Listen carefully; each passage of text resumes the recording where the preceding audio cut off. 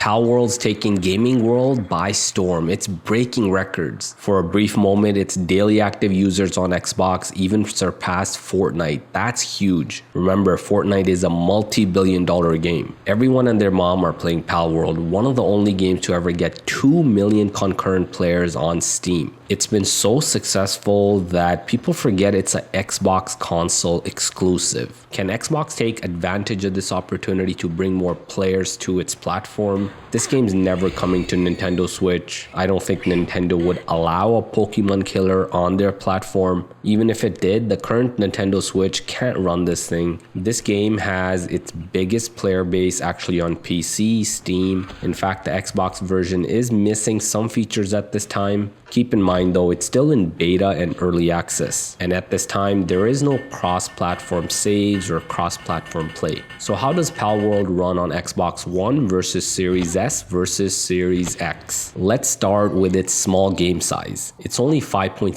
gigabytes on Xbox One and 6.6 gigabytes on the Series S and X. With Series S and X, there's also advantage of the loading times. Now that's really only when you first start up the game. It takes about 40 seconds on the Series S and X and over 90 seconds on Xbox One. Once you're actually in the game though, there really aren't any loading screens. Even the fast travel on that 11-year-old Xbox One is pretty much instant. Visually, the game isn't anything groundbreaking. I mean, it looks decent at times, a lot more advanced than any Pokemon game, but there's odd texture bugs, objects pop in, and overall this looks like a last-gen game even on the Xbox Series S and X. After initially playing on the Series S, Xbox One actually felt like a big downgrade in terms of the visuals. The resolution, the frame rate, the draw distance, it all looks worse. The missing textures, the object pop-in, it's all the worst on Xbox One, and it's really the best on the Series X. Series S, in comparison to the X, does have more of these graphic issues. The resolution, the details in the textures, they're also the best on the more powerful Series X. You can see the higher details on the more powerful X compared to the S. Now let's talk about the frame rate.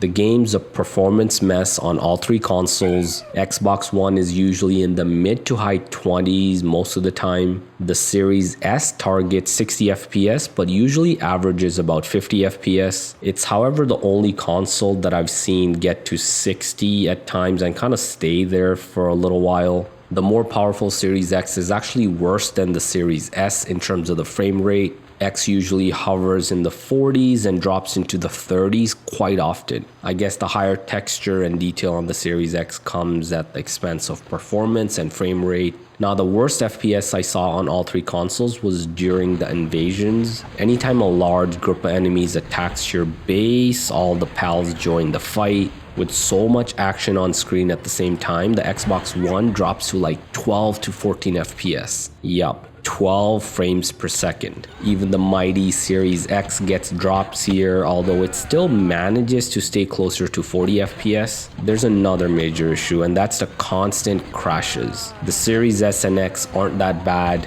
but Xbox One, crash,